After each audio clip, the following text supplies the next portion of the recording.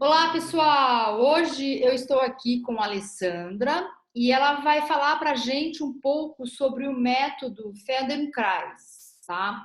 Sei que é um método que muitas vezes as pessoas não sabem o que e aí eu resolvi trazê-la porque eu fiz uma aula com ela e achei muito interessante, achei que tem muita coisa legal para somar para as nossas práticas. Olá, Alessandra, tudo bem?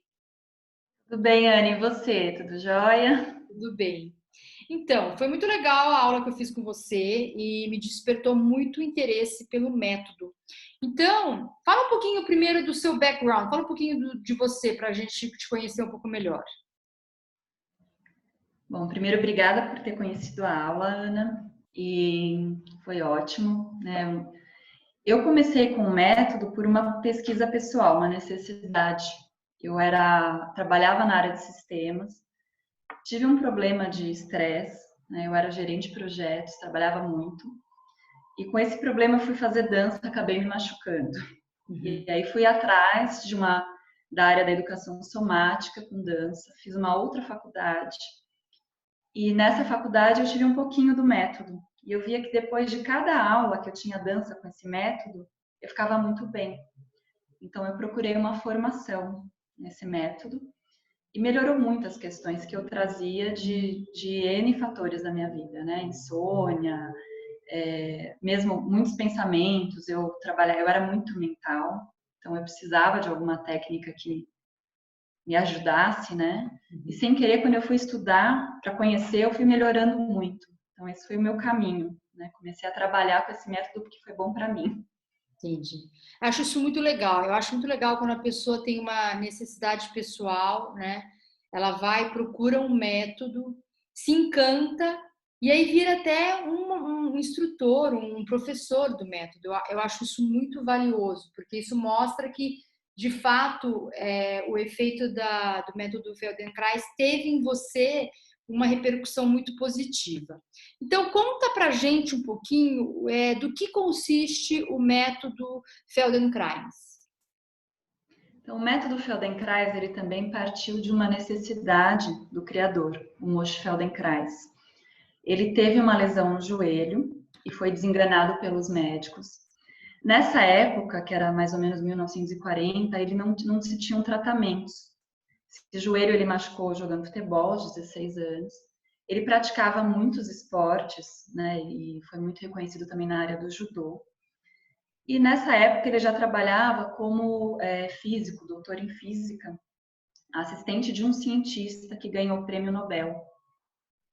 E quando os médicos o desenganaram, como ele já era um curioso, um estudioso, ele sabia das conexões neurológicas que a gente para de fazer quando tem uma lesão. Então, ele ficou estudando nele mesmo essas conexões neurológicas. Ficou procurando uma forma de criar novas conexões, não somente na parte de biomecânica, que ele também estudou, mas principalmente como deixar o cérebro entender que ele poderia voltar a usar o joelho, né, para se movimentar de uma forma diferente. E ele conseguiu, voltou a andar, voltou para as atividades, teve um joelho sempre mais sensível, mas ele aprendeu como ele poderia viver, né, ter a vida dele normal, com esse problema que ele teve, sem precisar dessa cirurgia. Não sei se eu Entendi. falo. Entendi. Assim, eu achei uma coisa muito legal ao realizar a tua aula, é que me lembrou muito também da ginástica holística, essa coisa de você conduz a aula com comando verbal, mas você, como uma facilitadora, não faz o movimento. Conta pra gente um pouco como é que é a metodologia, como que a aula é conduzida, os princípios. Os princípios, a ideia realmente é não mostrar. Muito raramente eu mostro alguma coisa, agora que a gente está com aulas online, às vezes eu acabo mostrando, mas a ideia é não mostrar, para que cada aluno sinta o caminho que ele vai fazer para chegar na proposta convite que eu estou fazendo. Então, a Uhum. gente faz um convite para o aluno. Se estiver confortável, o aluno vai fazer. Se ele não achar um caminho de conforto, eu peço para não fazer. Né? Então, o Feldenkrais foi no princípio do nosso cérebro quando a gente nasce. está fazendo as conexões neurológicas que vão virar os nossos hábitos. Então, como que eu posso levar um adulto a deitar no chão? Geralmente, a maioria das aulas são deitados no chão. Deitar no chão, eu faço a intenção, né? Eu falo, olha, experimente, por exemplo, foi a aula que a Ana fez, né? Que você fez. Experimente, por exemplo, movimentar o ombro a partir da sua escápula. Como é que você acha um caminho para movimentar esse ombro com conforto? Como se você estivesse reaprendendo como um bebê que está descobrindo as mãos, vai tocando nos dedos. Então, o bebê, ele não vai ter a obrigação de mexer o ombro, mas ele vai aproveitar para descobrir o ombro.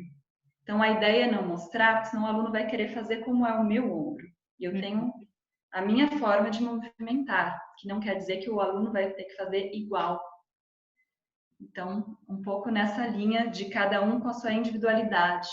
Então, essa coisa do aluno, ele fazer o movimento, mas sem ter uma imagem visual, né, do professor fazendo, vai muito com a intenção de que ele tem uma autopercepção melhor do corpo dele, correto? Né? E que também ele crie possibilidades de novos movimentos, talvez, né? Para se, por exemplo, ele tem dor, ele consiga ressignificar uma dor. É mais ou menos isso, não é?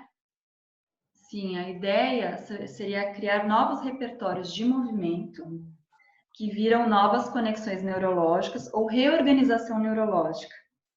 Então, a ideia é que o hábito é algo que veio de uma conexão neurológica que nós criamos. Isso, às vezes, em aula, né, os alunos, é uma quebra de paradigma quando eu falo assim, não é que a sua postura é igual ao do seu pai, porque você tem a formação igual, mas porque, às vezes, ele era o seu modelo. Então, você começou a andar igual ao seu pai. Mas não quer dizer que você precise passar a vida toda porque você tem algo cristalizado. Né? Então, é um pouco nessa linha de talvez criar um novo movimento. E não é algo que o aluno vai acabar a aula e vai ficar depois ensaiando em casa para ficar fazendo aquele movimento. É algo que naturalmente ele vai absorver e quando ele percebe, eu já recebi muitos relatos, quando eu vi eu estava andando na minha cozinha diferente. Né? Então é por aí que ele vai atuar. A gente não vai ficar tentando copiar um modelo. Sim. Na aula, né, eu percebi que existe a presença da gente movimentar, mas através dos micromovimentos, né? Porque a nossa sociedade, a nossa cultura está muito acostumada a fazer os movimentos mais densos, os movimentos, né, maiores, tal. E muitas vezes a gente esquece que atrás desse movimento existem os micromovimentos. Só que o micromovimento, ao meu ver, ele requer muita autopercepção, né? Porque às vezes a pessoa não consegue nem sentir um micromovimento que você pede. Então você tem que realmente se perceber melhor. Como é que é essa estratégia do método em trabalhar os micromovimentos? A gente tenta induzir por comandos verbais o tempo todo o aluno a perceber se está confortável. Eu procuro levar para uma velocidade lenta. Mas, como a gente também tenta não julgar o aluno, levar o aluno para se perceber o seu processo, às vezes para um aluno fazer lento e um movimento pequeno vai ser muito difícil. Ele ainda não está nesse momento da vida dele. Então, como instrutora, eu vou falando, às vezes eu estou corrigindo um aluno, eu falo para todos a mesma instrução. Aquele aluno que já estava fazendo menor, às vezes faz menor ainda. E aquele que ainda não entendeu, que é com ele que eu estou tentando corrigir, mas de uma forma que ele se perceba, ele às vezes fica naquela aula ainda fazendo movimentos grandes e rápidos. E a gente permite, né? Porque não é algo que vai machucá-lo. A não ser que seja uma pessoa que chega para mim e fala que está com uma lesão. Aí eu falo às vezes o nome. Mas pelo método, a gente tenta induzir a pessoa a perceber, por exemplo, nesse exemplo, né? O movimento está muito amplo e ele não consegue sair desse tipo de condicionamento que ele tem. E a ideia não é que eu corrija, porque aí eu estou dando um outro condicionamento para ele. Uhum. Mas é que ele perceba dentro dele, nossa, eu posso fazer menor. Uma aluna falou muito para mim várias vezes, eu nunca pensei que o menos pudesse ser mais. É, Né? Então, quando o aluno tem essa percepção, o ganho para ele é muito maior do que se eu for lá contar para ele. sim. Porque aí ele vai tentar fazer para aquela figura que o professor é que tem a chave da melhora. E o professor Sim. é só um instrumento para o aluno É. acessar essa melhora, né? Que está É. dentro dele. Isso eu acho muito rico, porque aí ele não vai ficar naquela ideia de eu tenho que imitar o meu professor, fazer a melhor performance, mas vai ficar com uma ideia do quê? Eu tenho que descobrir melhor os caminhos do meu corpo, né? E o mais interessante que eu achei assim, nessa aula é que eu estudando a fáscia, eu sei que a fáscia é é o maior órgão sensorial do corpo. E nela a gente tem grandes quantidades de receptores de ordem sensorial, né? 80% das terminações nervosas livres são sensoriais. E esses receptores, eles são de qualidade de interocepção, que vão informar o nosso cérebro, o nosso sistema límbico, a nossa ínsula, de como estão os nossos órgãos internos, como eu me sinto quando eu realizo um movimento. E são por essas vias que a gente consegue, de fato, então, perceber melhor o corpo, perceber a parte interna do corpo, com bastante precisão e dar oportunidade para a gente ressignificar movimentos através de outras vias, né? Diminuindo uma dor ou até mesmo se livrando de uma dor. Então, achei muito interessante nesse aspecto. É uma atividade que eu senti que ela é extremamente rica como um instrumento de autopercepção. Sim. Os clientes que eles te procuram mais com que objetivo? Porque eu fico pensando, né? Primeiro que não é todo mundo que conhece o método. E aí, qual é o tipo de cliente que vai lá e te procura? É o cliente que tem dor? Como que é? As pessoas geralmente me procuram e me indicam para quem tem dor. Aham. Né? Sempre, geralmente, é esse caminho. Ah, eu tenho dor e eu vou fazer aula de Feldenkrais. O caminho que eu segui acabou sendo esse também. Eu tive uma lesão muito séria no quadril. E fui estudar, e eu acabei no começo do meu trabalho, quando eu comecei a trabalhar com método, eu entendi que a minha dor melhorava muito. Uhum. Só que quando eu comecei a aprofundar nos estudos, eu vi que é muito além da dor. Uhum. A gente pode se melhorar, né, como você falou, o instinto de autoobservação, de autoproteção, que a gente já nasce com ele pode ajudar em várias áreas da nossa vida, Sim. inclusive atuando em mudanças de pensamento, de padrões de pensamento. Uhum. Depois isso eu fui avaliando.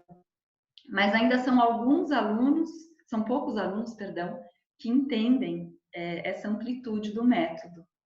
A maioria fala assim, hoje eu não estava com dor, então eu acho que eu não fiz a aula, mas aí depois eu tive dor, aí eu fiz uma coisa que você me ensinou, porque eu ensino muitas propostas para os alunos terem, às vezes, recursos, né? Uhum. Então, eu ensino, às vezes, nas aulas, isso é uma questão um pouco minha, né, de Uhum. ensinar algumas estratégias. Mas os outros que já perceberam, né? Alguns me falam, é alimento para a alma, a gente fica se sentindo completo. Mas, realmente, a indicação para mim, primeiro, a pessoa vem mais pela dor. Um grupo de estudos que eu conduzo, aí já são profissionais que estão procurando aprofundar nos conceitos, já vieram para entender o método, né? Entendi. É um outro público. E eu senti que na aula ele ativa bastante o sistema parasimpático, né? Tanto é que eu saí super relaxada. Então tem esse grande benefício de trazer esse bem-estar, essa calma mesmo, né? Sim. A ideia é você proporcionar aquele ambiente, né? Um silêncio, você Sim, deita no chão, a maioria, não sei se você viu, estava com a luz apagada, sim, sim. né? A luz foi escurecendo, o horário que a gente fez a aula, para poder estar disponível. A ideia do Feldenkrais é quanto menor estímulo, maior a sensibilidade, mas Olha você que legal. percebe, né? Entendi. Então, a gente tenta criar na aula essa disponibilidade para o sentir. Ele dá um exemplo num dos livros dele, que se você está numa sala barulhenta, cai uma chave, você não percebe. Aí você tira o barulho da sala, cai a chave, você escuta, né? Uhum. Feldenkrais fala em um dos livros. E essa ideia de levar o aluno para esse sistema parasimpático, de levar o aluno para essa autopercepção do sutil. Uhum. Muito legal. Então, pessoal, vou deixar aqui disponível o contato da Alessandra para quem quiser experimentar a técnica, fazer aula ou conhecer um pouquinho mais sobre o assunto. O legal, estava até falando com ela, é que hoje em dia, né, tem vários pesquisadores que estão nessa vertente, estudando a interocepção, o movimento, e você até mencionou, né, pode até mudar a forma com que você pensa. Então, relação de movimento com a forma dos nossos pensamentos. Qual que é a relação entre movimento e pensamento?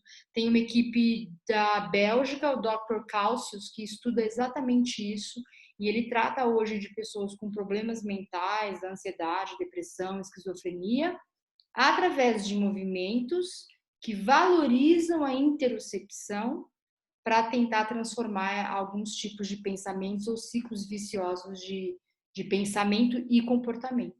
Muito obrigada, Alessandra. Foi um prazer te conhecer, fiquei super interessada e pretendo me aprofundar para conhecer um pouco mais sobre o método Feldenkrais. Muito obrigada, Ana. Eu que agradeço. Um ótimo dia para você. Obrigada. Um beijo, pessoal, e até a próxima.